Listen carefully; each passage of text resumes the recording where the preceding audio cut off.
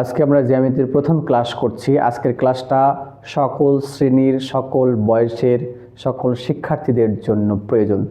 দেখো, আজকের ক্লাসটা হচ্ছে জ্যামিতির ইতিহাস। জ্যামিতির ইতিহাস প্রত্যেককেই জানা দরকার।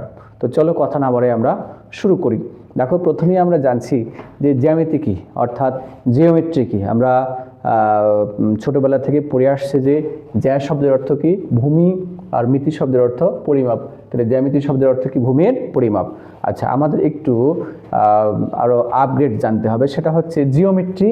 গ্রিক ভাষায় জিও অর্থ হচ্ছে আর্থ বা ভূমি, আর মেট্রন মানে হচ্ছে মেজারমেন্ট গ্রিক ভাষায়। তাহলে এই দুটো শব্দ থেকে আমরা পাচ্ছি আর্থ মেজারমেন্ট, তার মানে হচ্ছে ভূমির পরিমাপ।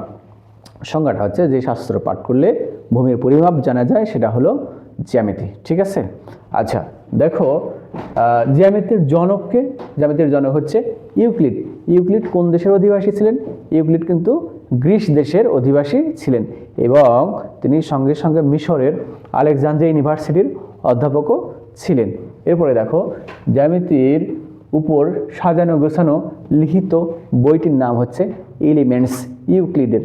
এই বইটা প্রকাশ পায় খ্রিস্টপূর্ব 300 অব্দে, এবং এটা গ্রিক ভাষায় বা গ্রিক সভ্যতার আমলেই এই বইটা পাওয়া যায়। এরপরে দেখো, ইউক্লিড ছাড়াও জ্যামিতিতে আরও অবদান রেখেছে সে সকল বিজ্ঞানীর নাম না নিলেই নয়।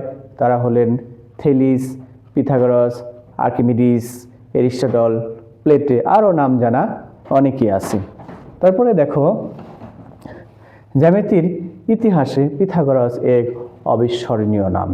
কেননা পিথাগোরাস জ্যামিতিতে যে সকল অবদান রাখছে তা এক বাক্যে অনস্বীকার্য। তোমরা ক্লাস 8-এর বইয়ে দেখবে, নবম অধ্যায় পিথাগোরাসের উপপাদ্য নামে একটা আলাদা অধ্যায় আছে। এই জন্যই বলা হচ্ছে জ্যামিতির ইতিহাসে পিথাগোরাস এক অবিস্মরণীয় নাম। আর জ্যামিতির আলোচনা প্রথমে কোথায় শুরু হয়েছিল?